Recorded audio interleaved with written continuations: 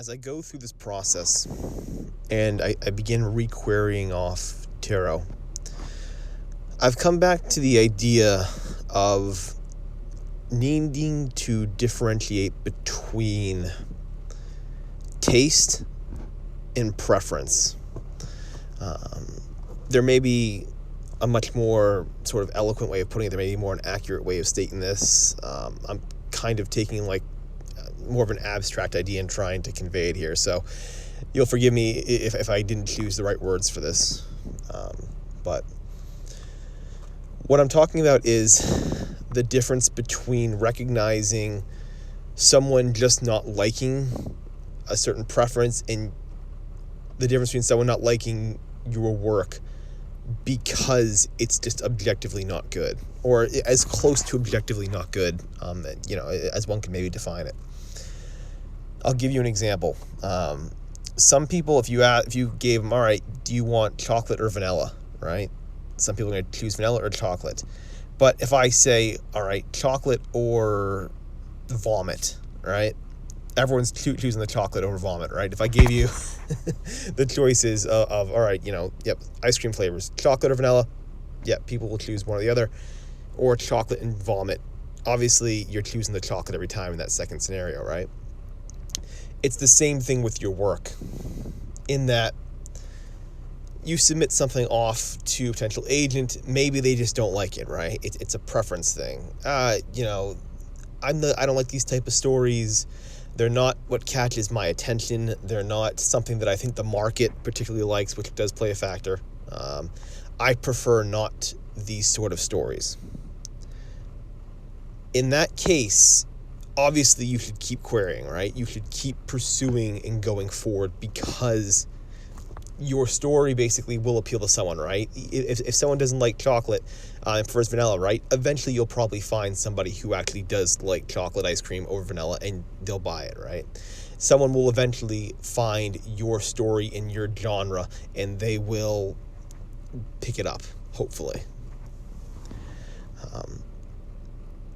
And if you can recognize that difference of opinion, that difference of preference for one or the other, and you come to conclude that your work is of that nature, that your work gets passed on because it just isn't the type of story that tends to connect with those that you've reached out to, then go forward, continue to go forward.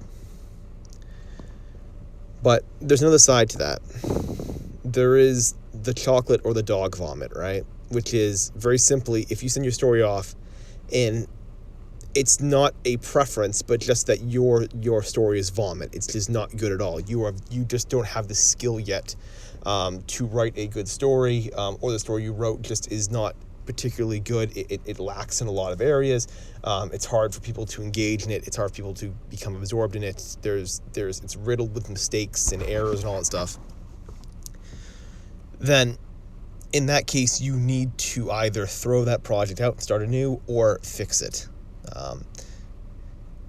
And obviously we can talk more about what to do in those scenarios, but that is the main idea here. The idea of having the self-awareness to recognize if your rejections are coming from a position of, I don't prefer that, the chocolate or vanilla, or if they're coming from the chocolate or the dog vomit, right? The idea of, my story simply is just not good. Now, the problem, and what you're going to recognize in this whole process, is no one ever tells you, right? No one really ever tells you these things. You're never going to, no agent's ever going to say, or really do they say, I should put a little, actually make a quick little comment here.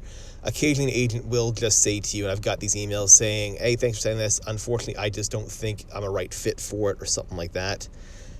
If you're getting those, they tend to be very standard sort of response, so you don't really know. But if the response is something like that, I would take that as an indication that it's simply a chocolate or vanilla. Like they have a preference for not for these sort of stories, so they don't know how to market these sort of stories.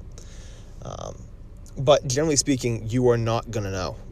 You're not going to know, and unfortunately, it takes a good degree of self-awareness to sort of figure that out, to kind of find out, all right, am I being rejected because I simply, they're not connecting, or is there something deeper there?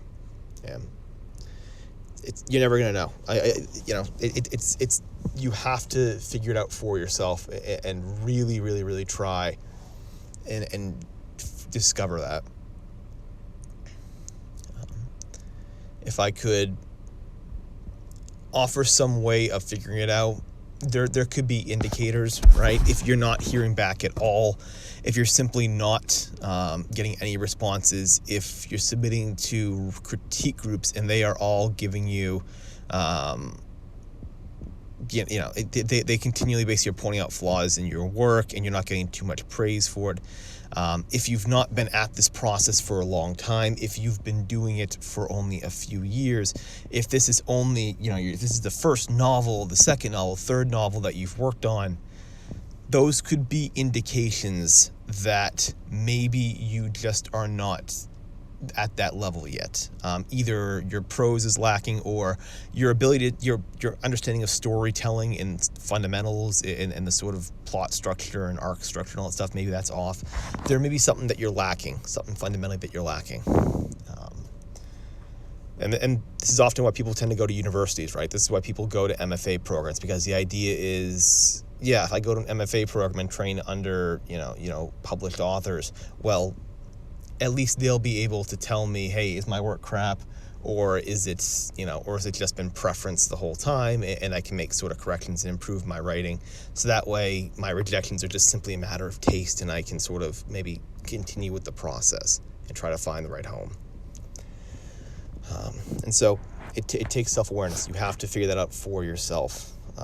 Even if you try to look for external validation to sort of find out, it's still going to come down to you. And ultimately it comes down to how well you can accept that criticism as well. How well if someone can tell you, hey, this is not working, and you're willing to listen to that and accept that, no, my work is vomit. It's not chocolate or vanilla, it's the vomit or the chocolate. And I guess one final point I'll make, which is, even if it is preference, if it is something where you wrote a story that is vanilla and everybody prefers chocolate and they keep telling you no, you must understand that there is a market to these things. There is an audience that may just love chocolate. There may be an overwhelming number of people who love chocolate ice cream, and all your shop offers is vanilla ice cream. Well, it's unfortunate. It could be really good vanilla ice cream. It could be delicious vanilla ice cream, but if everyone wants to buy chocolate, no one's buying your work, and that could be a reason why you're getting rejected. Publishing comes in trends. There are definitely trends to this. I hate it, and everyone will tell you never write to a trend, which I agree with, but it plays a factor. Trends will play a factor here, so preference does tend to matter. I still think you should continue to fight for your story in that case. I think you should still do your best, but preference is a real thing.